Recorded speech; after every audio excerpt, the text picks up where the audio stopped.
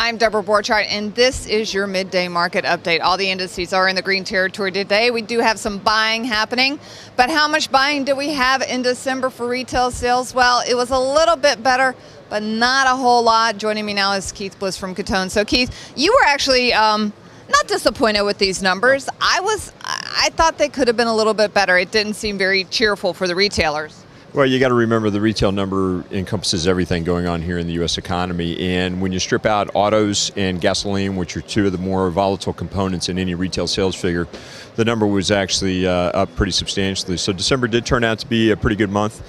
The impact that you have, and the reason why December is such an important figure is that is a real barometer on what fourth quarter GDP is going to be.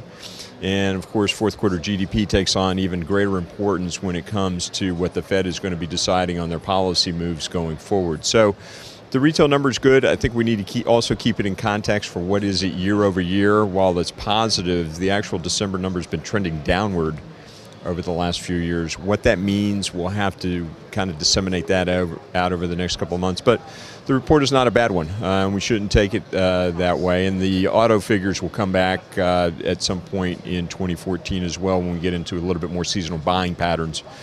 So it's a good report. It's a decent report.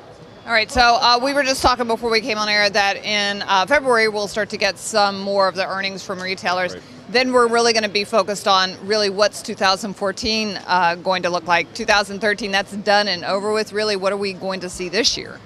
Well, that is the key point, and everybody needs to remember that when you have an economy like ours, which is based 70% of it is based on consumerism, it's really important to gauge what the Macy's of the world, the Walmarts, the Kohl's, which is one of the larger retailers, what they say for 2014. They're hedging their bets quite substantially. Some of them are guiding downward for fourth quarter earnings based upon once they got all the sales figures in from the Christmas shopping season.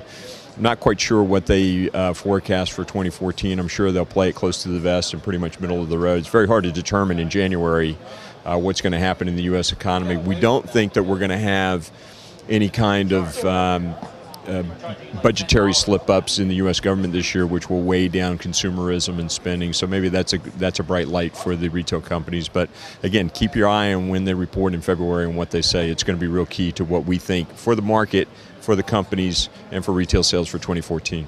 And of course, actions speak louder than words. Macy's laying off 2,500, so obviously they're not preparing for big crowds coming in right away. That's Keith Bliss from Cuttone, and I'm Deborah Borchardt with The Street.